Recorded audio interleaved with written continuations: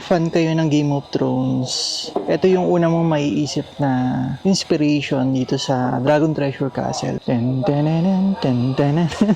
Sa halagang 165 pesos na entrance fee, pinuntahan ko ang dinarayong pasyalan sa Baguio. Bilang isang fan ng Game of Thrones, hindi ko pinalampas na marating ang Dragon Treasure Castle nang mapunta ako ng Baguio kamakailan lamang.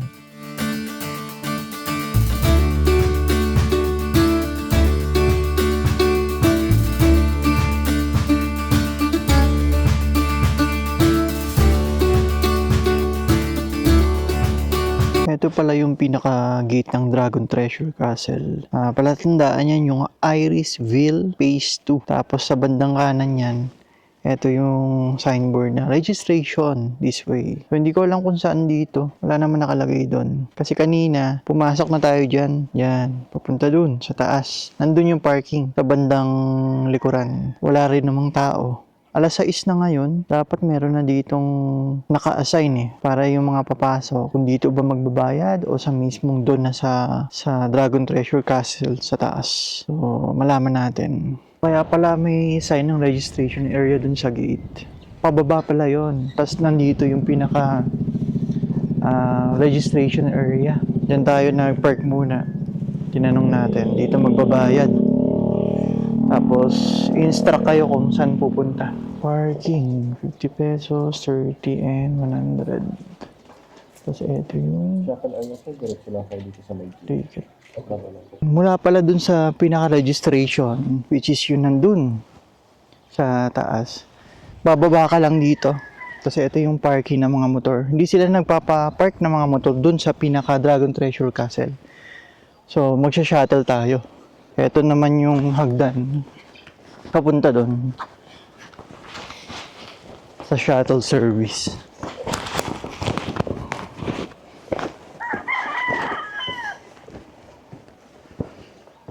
Pagpasok, ito yung waiting area. After ipakita yung yung ticket, tatatakan kayo nito pinaka-tatak ng Dragon Treasure Castle. Yan yung itsura nyo. Stig. Papakita lang yung ticket.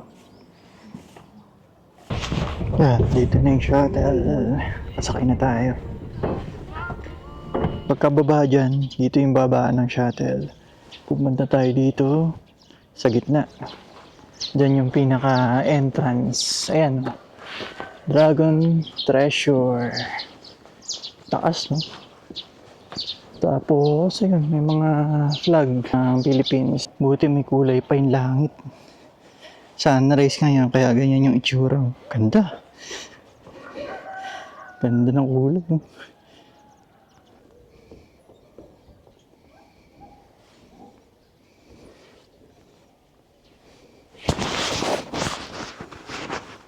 Yan si Darak to eh. Game of Thrones pero si Darak. Ito naman, Dragon Head. Hindi pa pala tapos yung Dragon Treasure Castle. Marami pa siyang ginagawa. Marami pang part na sarado. Pero malaki siya. Ito, gaya niyan. Yung mga ginagawa pa dyan. Ito na yung pinakataas na accessible sa mga turista. May nakalagay naman na keep out. Sa yung bandang taas, ginagawa pa yan. Owner, designer, Terrio A. Yubos. Ito yung Game of Thrones. Hindi naman talagang mukhang-mukha nila, pero yung pagkakahawig. Yan si Tyrion, di ba? Jon Snow.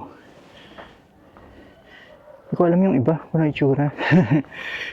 Kung fan kayo ng Game of Thrones, ito yung una mong maiisip na inspiration dito sa Dragon Treasure Castle. Gaya nitong nasa likod ko. Yan o, yan yung mga ilang characters dun sa Game of Thrones. Ten, tenen, ten, tenen.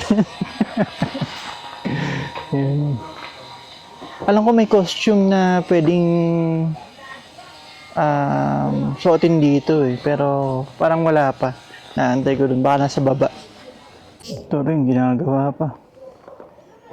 Sabi mas maganda po dito.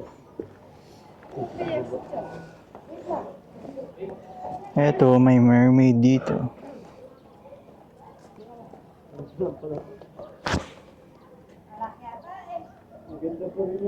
Dito naman, okay. Ito yung mga tao na nasa likod nitong Dragon Treasure Castle.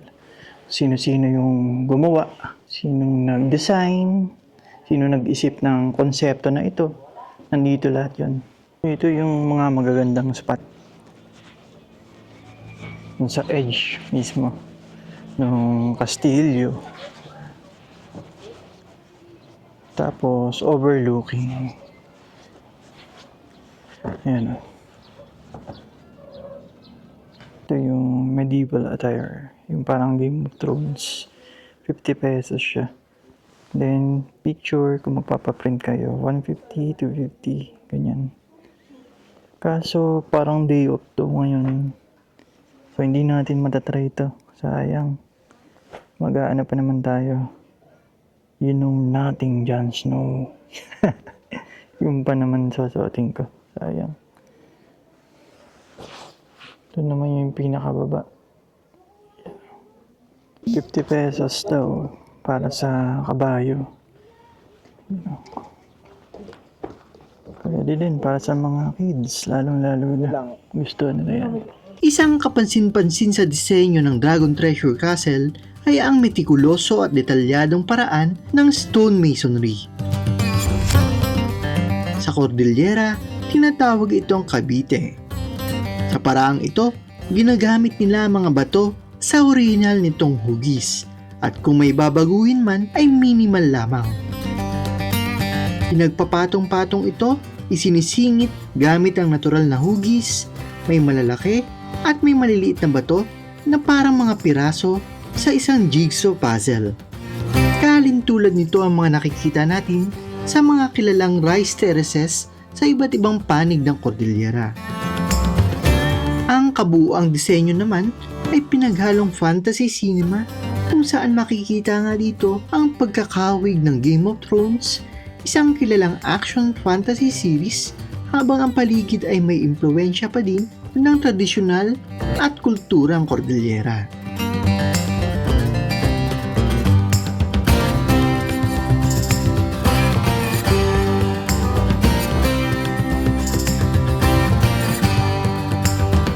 Lokasyon nito ay nasa pribadong subdivision, kaya wag na magtaka kung sa paligid ay makikita ang mga kabahayan. Bukas ang Dragon Treasure Castle mula 6 AM hanggang 7 PM, Monday to Sunday. Pwedeng mag-taxi papunta dito o sumakay ng jeep mula Kayang Street malapit sa Baguio City Public Market.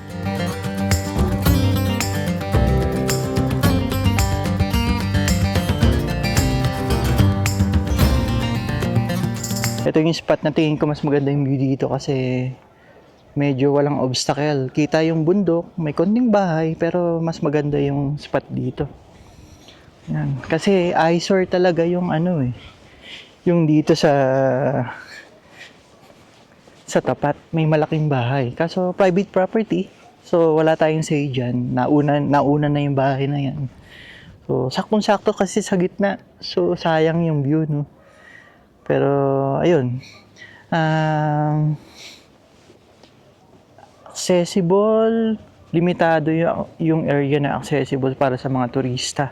So, kung ako yung tatanungin, kung sapat ba yung 165 pesos na entrance fee, tingin ko medyo mahal sa ngayon since hindi pa tapos yung Dragon Treasure Castle na ito. Kung ikukumpara naman natin sa Igorot Stone Kingdom, yun talaga buo na kasi yung dalawang kastilyo doon. Malaki talaga yun.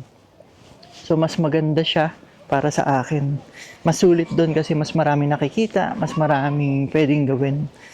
Ayan. Pero bigyan natin ng chance. Pag natapos na to, siguro, ayun, malalaman natin kung gaano ba siya kaganda. Kasi based naman doon sa drone footage, marami pang kailangang tapusin, marami pang kailangang improvements.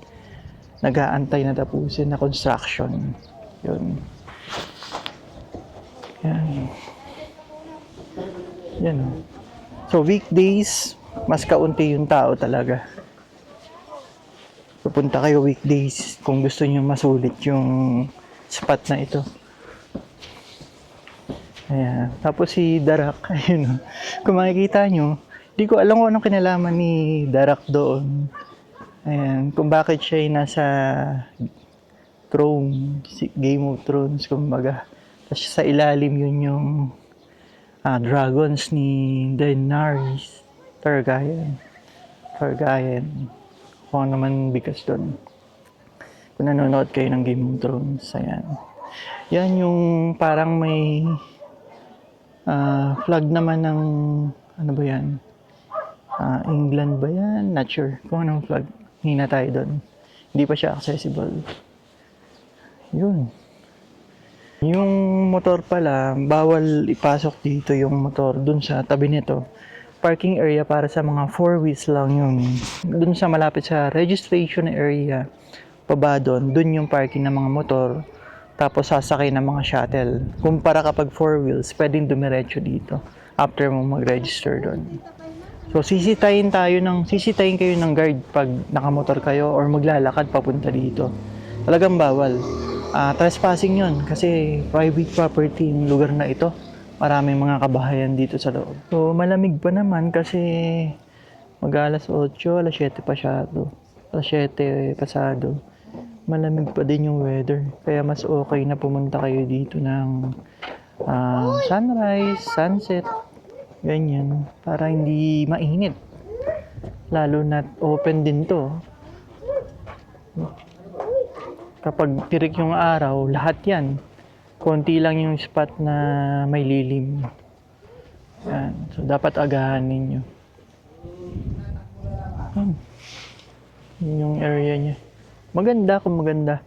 Pero limitado lang kasi yung access na pwedeng puntahan. Kaya parang nabibitin ako dun sa nakita ko.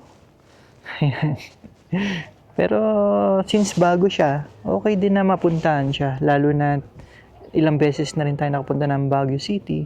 Marami na tayo napuntahan. Etong bago na to, hindi ko na pinalampas para yung expectation, alam ko. Pati kahit pa paano makatulong tayo dun sa mga turista na nagbabalak din pumunta dito kung ano yung pwede nilang i-expect dito sa lugar na ito.